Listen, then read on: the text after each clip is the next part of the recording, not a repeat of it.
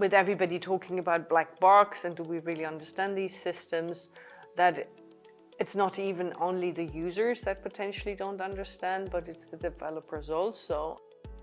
I'm Gudela Grote, I'm Professor of Work and Organization Psychology at the ETH Zurich.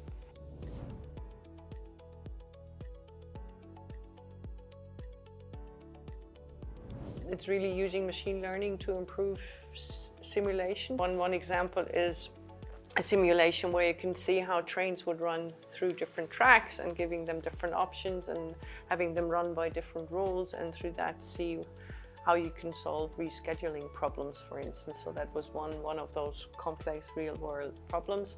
Another one is electrical grids, where again, you have, for instance, a mix of fossil fuels that, where the power generators are just running if you want them to, and then you have solar and wind, and maybe there is sun or maybe there isn't. So how can you bring these things together? And again, using simulations to try and find optimal ways of a good energy mix.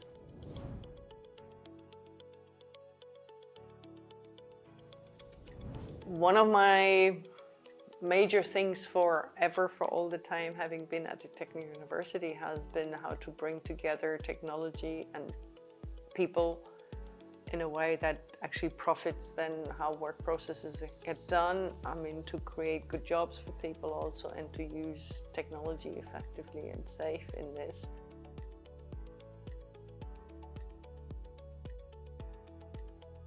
Making systems more transparent, I think, really adds a new kind of perspective on this question, and that's what we're working on, how to solve that, and how maybe accountability to some extent needs to shift to development more away from users, and what would that mean in the collaboration between users and developers, that developers would be willing and the companies behind them would be willing to actually take on that accountability. What sort of means of control would they need to do that?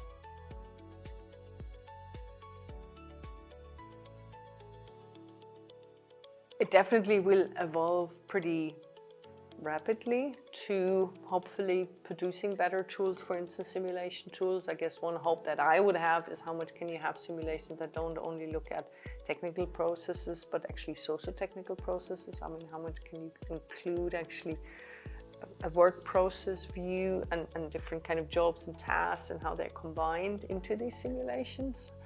And that might be more easy with AI, maybe not. It's more a question actually if developers even want to do that.